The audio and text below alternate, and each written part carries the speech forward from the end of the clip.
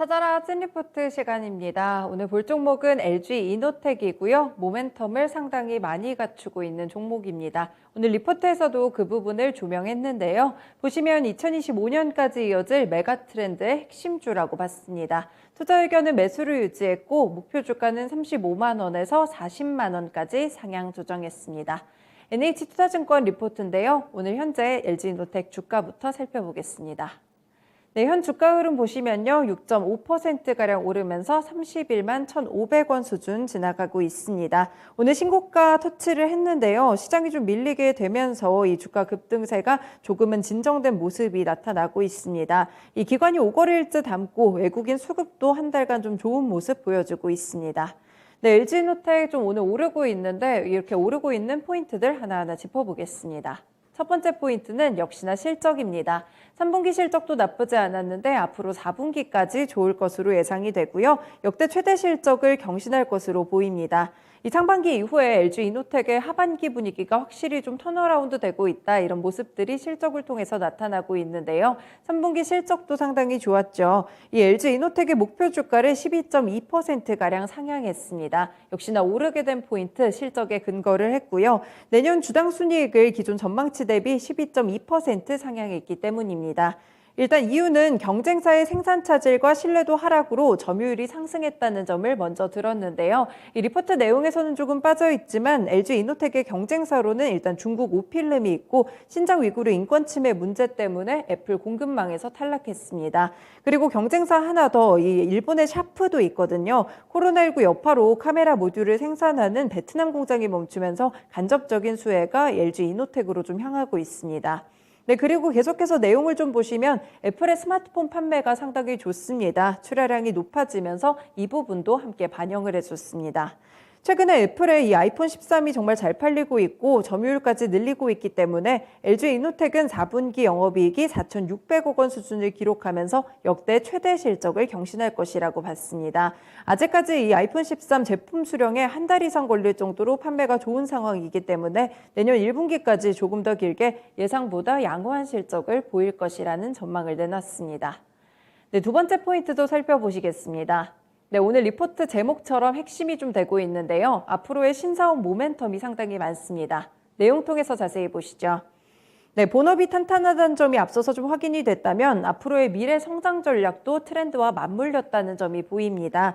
네, LG이노텍의 주가 모멘텀은 일단 내년 XR 기기를 시작으로 내후년에는 폴디드 카메라 탑재가 있고요. 2024년에는 폴더블 스마트폰 그리고 2025년에는 자율주행차와 AR 안경까지 이어질 것으로 판단이 됩니다. 실제로 애플이 메타버스 하드웨어 기기를 출시하겠다고 했고 2025년에는 많이 들으셨을 애플카 출시가 기대되는데요. 핵심 부품인 광학 솔루션과 전장 부품을 LG이노텍이 담당하게 되겠죠. 네, 주가가 급등했지만 여전히 낮은 수준의 밸류에이션이라고 봤고요. 매력적인 주가 구간이라고 판단했습니다. 향후에 실적 확대와 더불어서 XR 기기가 본격적으로 출시되면 LG이노텍의 주가는 꾸준하게 재평가를 받을 수 있을 것이라고 긍정적인 분석을 해줬습니다. 네, 오늘 LG이노텍 보시면 신고가 터치할 만큼 주가 최근에도 상당히 많이 올랐습니다. 네, 이번 달 들어서 특히나 좀 급등을 하고 있는데 좀 이유가 있는 상승으로 보여집니다. 교보증권의 윤여민 팀장님 연결해서 자세한 코멘트 들어보겠습니다.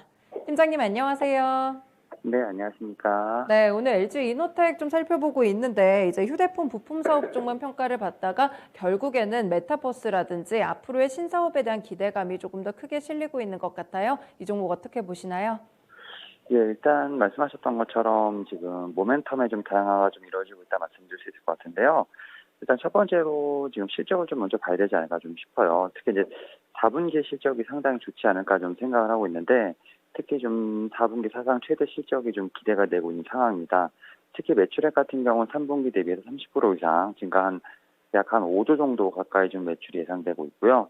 물론 이제 광학 솔루션이 주도할 것으로 보이고 있습니다. 그리고 영업이익 같은 경우도 한 26% 정도 좀 증가할 것으로 보이고 있는데 이 광학 솔루션 쪽에서 보게 된다면 해외 고객의 신규 모델 출시와 함께 좀 큰 폭의 실적 기대가 좀 예상되고 있는 부분이 있습니다. 특히 고객사의 어떤 구매 방식 변화에 따른 부정적 영향이 거의 없기 때문에 사실 이제 4분기뿐만 아니라 내년에도 계속해서 좀 실적 개선세가 이어지지 않을까.